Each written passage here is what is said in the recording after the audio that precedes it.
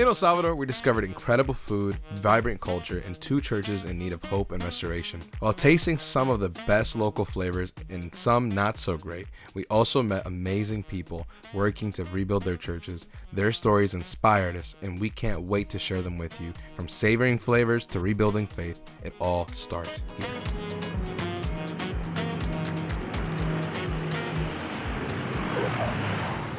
We start our day off leaving the house, and we start driving out to pick up my parents at the hotel that they had gotten to. They had arrived the night before, like late in the evening, so they stuck at a hotel, stayed the night there, and we were driving over there. As we were driving over there, we saw a pit stop for some glizzies, and I am a sucker for a good chili dog, so we stopped over by the road. Yo, we pick a little quick pit stop just to grab some food. We got some food from Martino's Pizza. Got a little breakfast hot dog. It looks like it has ketchup, mayonnaise, queso, ooh, and onion. Let's see.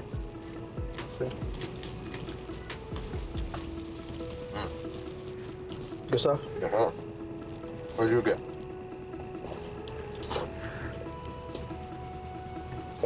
Oh, that bread. Oh, bro. The sauce. That's how big the weenie is. I just took up all the extra bread. Good? Good way to start the day? Yeah, this is good. Alright. Well, Yeah, you rate it as a breakfast? Good though.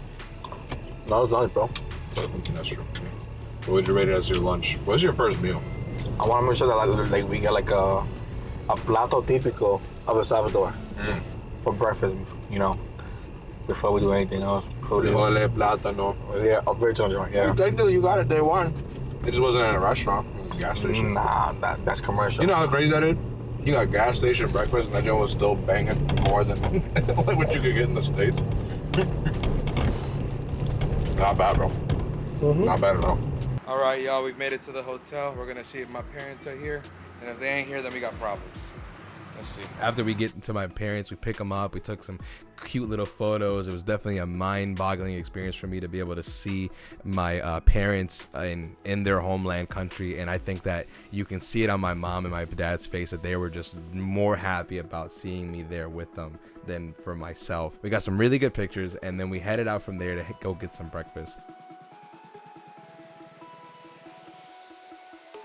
After we left their hotel, we went and got breakfast at this local eatery, maybe 20-30 minutes out from where they grew up from. We stopped there to eat, and the food overall wasn't anything to brag home about. Honestly, I would probably give it like a 7 out of 10 to 6 out of 10. It wasn't that great. The options that they had, the way that it was cooked, it was good for the price, and I think that was what was really moving my heart, was these amazing prices.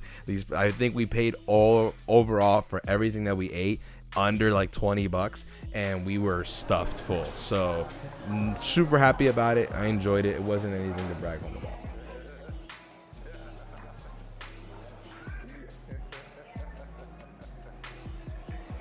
Es para que cuando te me olvida que te ve, me recuerdo.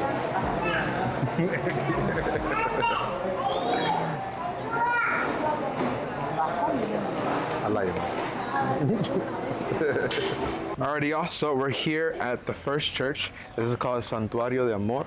We're here with my dad, and so we're gonna have our first meeting with the pastors of this trip to be able to kind of establish a form of communication, be able to establish some type of help. And so we're praying that, you know, everything goes the way that we want it to, which was we build up a relationship with someone in another church over here so we can help anyone and everyone in need. Little street, you know, nothing crazy, nothing over the top. It's a little parking garage to be able to get into the church, and it's actually like across the street from, I guess, what used to be an old church. And it's like, it says Full Gospel Assemblies of God. And then this little rinky-dink thing. So these are the roads to actually get to the church. And yeah, this is the neighborhood. Yeah. And so there's people, you know, at their doors, at their gates, you know, we're just watching us talk and stuff like that. So that's pretty fun. But this is essentially where we're at. See my mom over there, my sister. And so it's a really beautiful site. Let's go look over here, Mino. My dad was making a joke. He said he wanted that to be his house. After breakfast, we left to go visit my brother-in-law's church. It was one of those churches that we didn't really have planned to go visit, but we wanted to see to build up some type of connection or repertoire with the community to kind of get a sense of what was going on and what the needs were for the people of the congregation. They had already been getting donations from other churches and other organizations outside of the country to be able to build up their synagogue, to be able to build up the altar and the little areas around them. They actually had bought a lot next to them to use as the kids ministry area, and they needed new AC units, they needed flooring, they needed toilets, they needed some basic things, but they weren't in a place where they desperately needed the help. It was more so, hey, we have what we need now. Anything else we're doing is kind of finishing touches just to encapsulate the experience. That being said, we decided to be able to leave them as they were, but make a solid relationship with them to be able to send donations of clothes and resources from the United States to be able to help out those further out of place reaches in El Salvador. During our conversation with the pastor, we actually found out that there was a change in the border, and Honduras is in El Salvador's meeting place. And so some of the churches that used to have reaches within El Salvador no longer fell inside of the country's territories, so now they became Honduras's responsibilities. So being able to send out clothes and resources to them was something that we were looking forward to in the future. We have made it to the place that we wanted to go to, El Pollo Campero. Vamos. ¿Ah? Hay que grabar, man. Por memoria, man.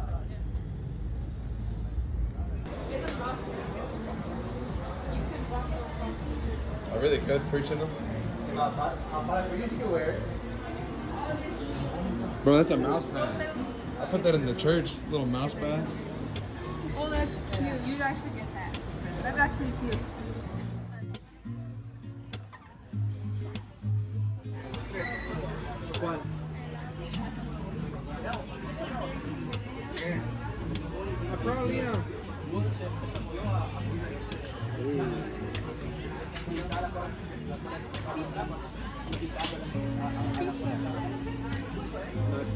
Pizza.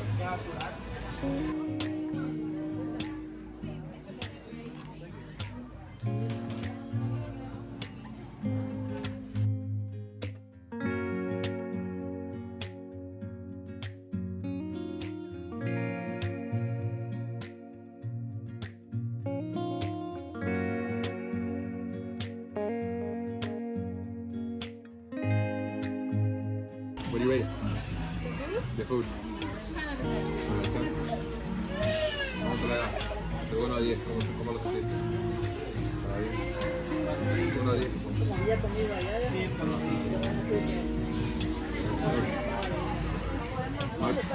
Le doy un 20 de 10.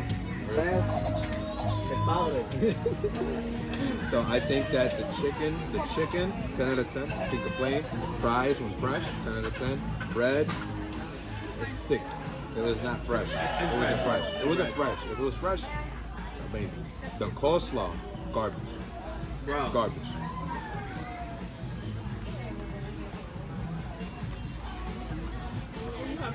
I know it's gross. I think it's a Caribbean thing, but I know it's trash. I did not like the coleslaw at all. It was garbage. But it's okay. All is forgiven. But overall experience, 9 out of 10.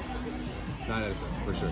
Morning, everybody. Good morning, good morning. We are officially now in day 3 of our El Salvador trip. Today we are going to a place called Hisquilisco, if I'm saying that correct. We are going to be visiting some people out in Usulután. Going to be a bit of an hour trip from where we're staying at now. We're just excited to go see over there. From what it seems like, the churches over there are a little bit more of a need than the ones, at least a little bit more in the city.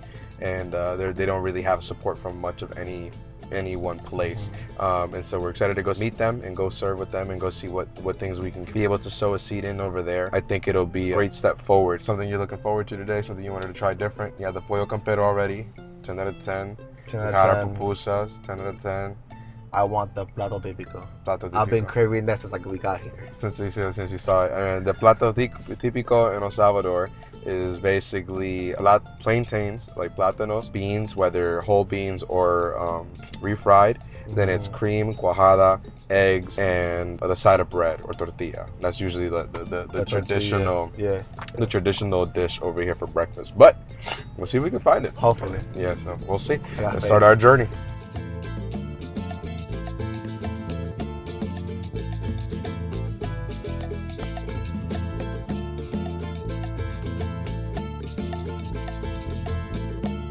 Pollo campestre, right there. That's what we're eating today.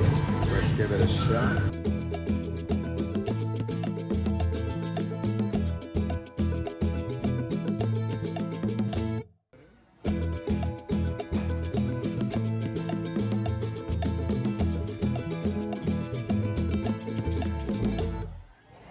You look so unhappy. Is it your service? The service sucks so far, but Service sucks. we will see the food. All right, go ahead, first bite. What are you gonna do first? Huh? What are you gonna do first? First bite. Weenie. Is this chicken? Yeah. Tell me your overall thoughts of pollo campestre. Unfiltered. Give me the raw. Well, here's the thing. We didn't have chicken. But tell We me your had experience. breakfast. Yeah, but what did you think about the breakfast? What did you think? The breakfast was decent. It wasn't bad. I'm not gonna say it was great, but then the service made it bad, horrible. Horrible. Why? What happened with the service? It was the Mighty man of God. bad attitude. He had attitude. Did he not? He did. He did. No, he did. He did have attitude. And I'm like, man, like, dude, like, come on, bro. Okay. Yo, you something else. Okay, so what would you give now, thinking back on what you ate for breakfast that day? What would you rate it? Like number 3, bro. Number 3, a 3 out of 10. 3 out of 10. But yeah. it almost tastes like a tofu weenie. Like, it's like tofu. That's what this is like. I could do without this. I could do without this. You can do? After Pollo Campestre, we decided to head over to Esquilisco. This was going to be the biggest arc of our trip and where we were going to be serving the most. Esquilisco is made up of a very low income part of the society. It is not very well known. It is not very well traveled. It's one of those commuter cities in El Salvador that's right off of the highway. And when we went there, we got to meet so many kind-hearted people. We got to visit 3 major families that were in need. One of the people that we met that was in need was one of the elders of the community, which is the mother-in-law of one of the pastors there. And she had been suffering from cancer that had spread to the outside of her body and to her eyes, causing her to get cataracts, arthritis, and a whole number of other issues. And they couldn't afford to buy medicine anymore. So they had gone on a break of buying medicine until they could save up money to buy her a month's supply. Once we got there, we went out to the pharmacy as close as we could and bought some needed supplies and some medicine for her to bring it back to her. This was just one of the many people we were able to help while we were there, to be able to help assist in being able to pay for rent, being able to supply some basic necessities for these families. Terminando eso ahí, falta que terminar toda esta pared de acá. Sí. Entonces está completa. ¿Y esta la vas a dejar a la misma altura, hermano? ¿Ah? A la misma altura la vas a dejar. altura de ahí. Ok. Pero como allá va a quedar así, allá va así, como va allá. Aquí, esta de aquí va a quedar así de allá. Ah, ya entendí. Entonces le falta mucho a esta. Ok. Entonces por eso que va a quedar así como está allá.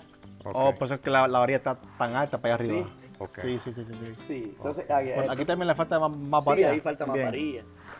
Falta Ok. aquí. ¿Y estos son los baños? Estos son los baños. Aquí falta todavía lo que es puerta. ¿Aquí tiene agua de pozo o cómo es? Sí, aquí solo, Ahí solo son lavables, pero el problema es de que agua potable aquí no hay. aquí esto de ahí, como está destapado, Pero en ese proyecto ahorita, como hemos estado ahí. Ok. Entonces esto le falta puerta. Luego seguimos con esta pared. Esta Ajá. la vamos a subir hasta arriba, lo mismo. Y Pero esa los baños también. siempre los vas a dejar aquí. Sí, los baños siempre quedan aquí. Porque se hizo esta división así para que los baños no queden adentro. ¿Y los se niños? nos ¿Y los niños? Los niños siempre aquí mismo. Ahí Que mismo. vaya como ¿Y esto acá? Entonces Y aquí ya falta que hacer lo que es la... aquí es donde voy a poner lo demás.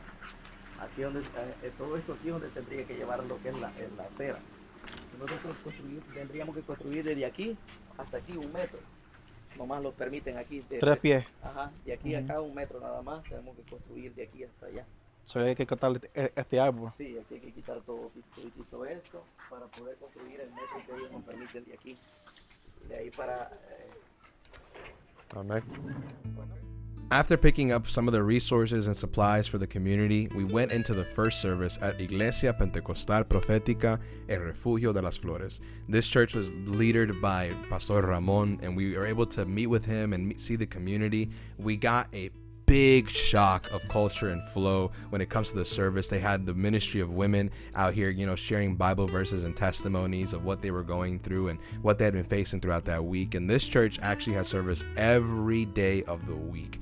Every day they have service in different times throughout the day to make sure that everybody in the community has an opportunity to come to church, to fellowship, and to be a part of the service experience. Primeramente, se me hace un privilegio estar aquí con ustedes. Amén. Amén. Yo empecé con el hermano profesor Alex, una iglesia el año pasado. Amén. Y siempre hemos tenido la meta de salir afuera de los Estados Unidos para ayudar a otras iglesias. Amén. Y esa es, ya fuimos a Nicaragua para ayudar. Y también El Salvador fue el segundo país que vamos también a ayudar. Amén. Entonces me hace un privilegio estar aquí con ustedes. Me trae mucha alegría. Yo le digo a ustedes que ustedes están bien bendecidos. Están bien bendecidos. Aleluya. Allá, si no hay aire, la gente no viene. Si no hay aire, la gente no viene. Si escuchan más de 2 horas, la gente no viene. Yo dije, mira, si los zapatos no se ven así, no vaya. Hay que ir. Amén. Entonces, pues, se me hace un privilegio y gracias por el pastor por recibirnos hoy. Amén. Y espero que esto a poco no se proceda alguna vez. Bendiciones, iglesia. Un privilegio poder estar con ustedes y un gran honor con la sierva y siervo de Dios. Amén. Una palabra de amor que quisiera darle a ustedes, que aunque estamos lejitos, el mismo Cristo servimos. Amén. Así como nosotros allá está con ustedes. Se siente eso. Y algo que estábamos cantando la sierva, sentí ese recuerdo de mi mamá en la casa, haciendo tortillas a la mañana, cantando al Señor, ese gozo, esa felicidad, esa amistad entre cada uno de nosotros. Amén. Y me dio risa porque cuando le dije al pastor el nombre del ministerio que hemos levantado también se llama Refugio. Y ese mismo verso lo que usamos: tú has sido mi refugio y tú eres fuerte delante de mí. No importa la situación, Él sigue siendo refugio para nosotros. Un placer, iglesia. Muchas gracias. Not only that, we were able to have a meeting with them after service and being able to tell them our desires, our plans, our goals of what it is we were trying to do and what we were trying to accomplish, to be able to save some money and be able to pour into them. As you can see in some of the footage here, they don't actually have an altar. They don't have floors where they praise. They don't even have walls to be able to protect them from the elements. They're just there praising God every single day of the week. After this, we went to a different church that was literally right around the block on the other side of the community, and they work in partnership with each other, and that was led by Pastor Manuel Quintanilla. And this church had been there for over 20 years, and it had been pastored by many different people. Pastor Manuel was one of the few pastors that had been there recently. He talked about his testimony about how he was actually recently released from prison after being wrongfully arrested. Due to the changes in El Salvador's government, a lot of people that seem to have any type of gang affiliations, tattoos, or anything of that sort will be arrested and questioned and interrogated by the officials to make sure that the community is safe. He was one of those people that sadly was arrested but was soon after released, and he had just came back to the church and got straight to work in being able to build up walls and different aspects they needed. This church also was in need of floors and altar, and they would actually move their equipment into the sheltered area because whenever it would rain, it would fill up the church and create a big old pond that they would have to trek throughout just to get in and outside of their services. Únanse con su pastor. No lo digo porque tenga micrófono, porque lo predico a donde quiera que voy. La visión que Dios le ha dado a su pastor es por una razón. Y si, cuando dos o tres están unidos, ¿qué se les será imposible? After we delegated and spoke to the pastors in Hisquilisco, we ended our night at a restaurant called El Isote, where we went and we got some wonderful food, and we got to just fellowship and talk about our day and talk about the things that we saw and be able to get more insight, because being people that don't live there regularly, we want to make sure that we connect with the right places to get the right pricing, to connect with the right people, to get the best help for everyone that is in need. We were there, we ate some delicious food. Some good food. Want to talk about that food? It was for one. You had a pork. We had a pork, chorizo, chicken, chorizo, and steak. The steak was pretty fire. The chicken was fire as well. Well, I was a chicken. How was the chorizo and the pork? Chorizo and everything else was fantastic. The steak was juicy. Real juicy. Juice. I'm not a steak guy, by the way, but I had a little piece of it. And it was good. But it was great. Then we went to this other spot where we had a batida de guineo, or that was dessert. Smoothies. Smoothie. He had a banana and strawberries, right? Salvadorians know, bro, that licuado de banano, always. In the process, there was this guy that wanted money.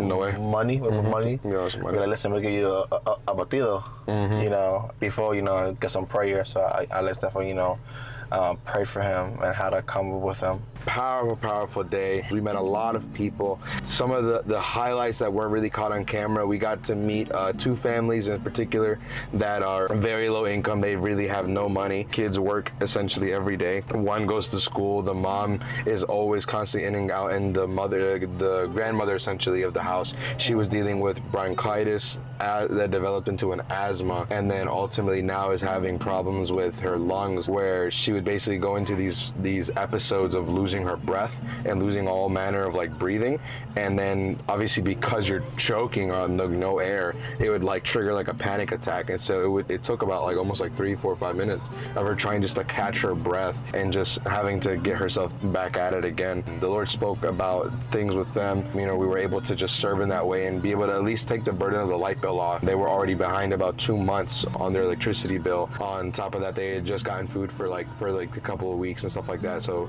it's a small thing that we could do to serve them. Another family that we met, she was basically dealing with, she had no home, she has no home, and the bank basically allowed her to be put in a temporary housing situation. And her son, it was, I think she said 8 months. He was 8 months old. He had basically died. I think he had fallen and then developed a seizure, and then that seizure essentially ruptured a piece of his brain, some nerves in his brain, and he died. So they were funeral, and everyone was there, just in that moment, and she had cried out to God saying, Lord, why would you take my kid away? Why would you let him die? This doesn't make any sense. You have to prove to me that you are real, because this doesn't make sense. And as she had finished doing this prayer, and they're in the funeral for this child, boom, the baby comes back to life. 8 months. Baby comes back to life, and they rushed him off to the hospital, and that baby is now alive today. He's 17? Yeah, 17 years old, but he's unable to communicate. He can't talk, and he can't understand communication. So there's no way for him to communicate. So he literally stands up, he walks around, he eats, and there's no thought, there's no I guess consciousness is what you would call it, but God can do something. We went there, we got to meet this wonderful family from from our brother Luis out in up north in Virginia, and we got to meet his family, and they were just so willing and ready to serve. They had already had a plan for us before we got there, who they wanted us to go meet and talk to, and they were down for anything. They were like, let's do it, let's go do this, let's go do that, let's go do that, and they were just like, what can we do to help out our community? They were really well known in their neighborhood and well loved and respected. It was huge. It was a huge thing. All of it tied down so well, and now today on day 4, we're actually heading out to meet them at the place to be able to buy materials for the church, and so that's going to be such a huge blessing for them. But overall, it was a great day. So much got done. But to be honest, like what really amazed me is that Luis's family, even though they were also in need, they were not considering themselves at all. They wanted to like, hey, like don't worry about us, focus on the other people. Yeah.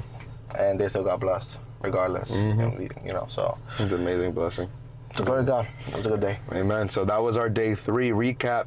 We love you guys so much. If you watched up until this point in this journey, thank you for all those that supported this mission trip. It is an honor to be able to be the ones to come out here, see them face to face, and connect with them. And so thank you so much for all your support. And we love you. We'll see you tomorrow. God bless.